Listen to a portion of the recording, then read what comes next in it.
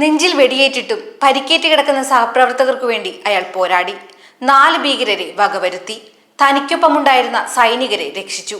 ഒടുവിൽ ചോര വാർന്ന് മരിച്ചു വീഴുമ്പോൾ അയാൾക്ക് പ്രായം വെറും 31 വയസ്സായിരുന്നു. കേൾക്കുമ്പോൾ സിനിമാ കഥ പോലെ തോന്നും. എന്നാൽ ഇത് ഇന്ത്യൻ സൈനികനായിരുന്ന മേജർ മോഹിത് ശർമ്മയുടെ ജീവിതമാണ്. ഈ പേര് നിങ്ങളിൽ എത്ര പേർ കേട്ടിട്ടുണ്ടാവുമെന്ന് എനിക്കറിയില്ല. പക്ഷെ നിങ്ങളിൽ ഭൂരിഭാഗം പേരും ഇതിനോടകം അദ്ദേഹത്തിന്റെ ജീവിതം കണ്ടു കഴിഞ്ഞു. എവിടെയെന്നല്ലേ? ദുരന്തർ എന്ന സൂപ്പർ ഹിറ്റ് ബോളിവുഡ് സിനിമയിൽ.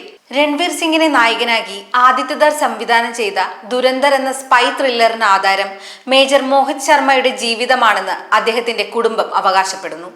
ഹംസ അലി മസാരി എന്ന പേരിൽ പാകിസ്ഥാനിലേക്ക് അണ്ടർ കവർ ഓപ്പറേഷന് പോകുന്ന കഥാപാത്രമായാണ് ചിത്രത്തിൽ രൺവീർ എത്തുന്നത്.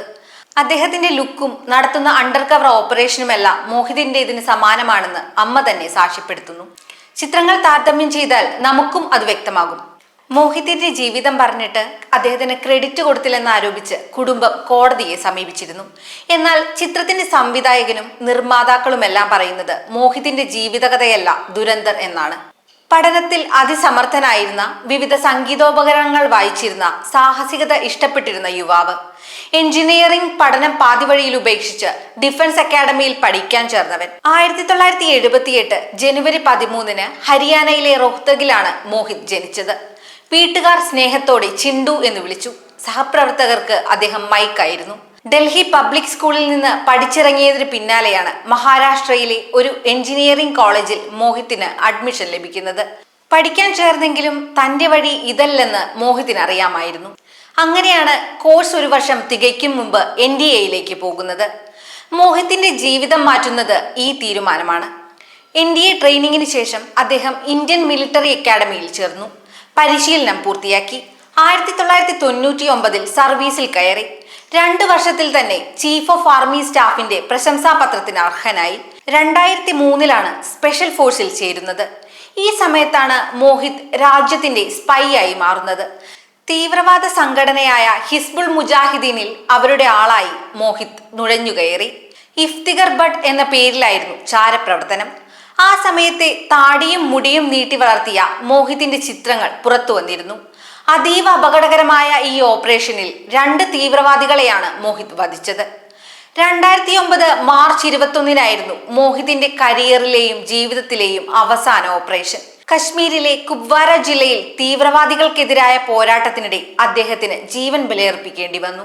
നെഞ്ചു തുളച്ചു കയറിയ വെടിയുണ്ടയെ പോലും വകവയ്ക്കാതെ 4 തീവ്രവാദികളെ കൊന്നു തള്ളിയ മോഹിത് തന്റെ സഹപ്രവർത്തകരെ സുരക്ഷിതരാക്കിയ ശേഷമാണ് സ്വന്തം ജീവൻ വെടിഞ്ഞത്.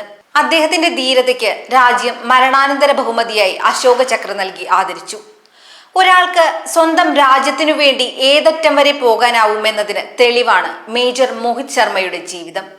10 വർഷം മാത്രമാണ് മോഹിത് ഇന്ത്യൻ സൈന്യത്തിന്റെ ഭാഗമായിരുന്നത്.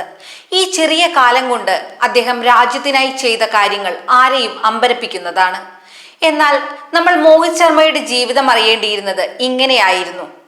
ദുരന്തർ ആരുടെയും ജീവിതകഥയല്ലെന്നും ഭാവനാ സൃഷ്ടി മാത്രമാണെന്നുമാണ് സംവിധായകൻ ആദിത്യദറിന്റെ വാദം. എന്നാൽ ചിത്രത്തിലെ പല കഥാപാത്രങ്ങളും യഥാർത്ഥത്തിലുള്ളതാണെന്ന് പറയപ്പെടുന്നു. മാധവൻ അവതരിപ്പിച്ച അജയ് സന്യാൽ എന്ന ഇന്റലിജൻസ് മേധാവിയുടെ കഥാപാത്രം ഇന്ത്യയുടെ ദേശീയ സുരക്ഷാ ഉപദേഷ്ടാവ് അജിത് ഡോവലിന് ആസ്പദമാക്കിയുള്ളതാണ്. കൂടാതെ അക്ഷയ് ഖന്ന ചെയ്ത വില്ലൻ വേഷവും അർജുൻ രാംപാലിന്റെ ISI മേധാവിയും അടക്കം പാകിസ്ഥാനി കഥാപാത്രങ്ങളെല്ലാം യഥാർത്ഥ പേരുകളിൽ തന്നെയാണ് സിനിമയിലും എത്തിയിരിക്കുന്നത്. മുംബൈ ആക്രമണത്തിൽ പങ്കെടുത്ത അജ്മൽ കസബ് അതേ റോളിൽ അതേ പേരിൽ ചിത്രത്തിലെ കഥാപാത്രമാണ്. ഏതായാലും ദുരന്തർ വിവാദമായതോടെ മോഹിത് ശർമ്മയുടെ ജീവിതത്തെ ആസ്പദമാക്കി സിനിമ ഒരുക്കുമെന്ന് കുടുംബത്തിന് ഉറപ്പു നൽകിയിരിക്കുകയാണ് ആദിത്യദർ. ധീര രക്തസാക്ഷിയുടെ ജീവിതത്തോട് നീതി പുലർത്തുന്നതാകുമോ ഈ ചിത്രം എന്നറിയാൻ നമുക്ക് കാത്തിരിക്കാം.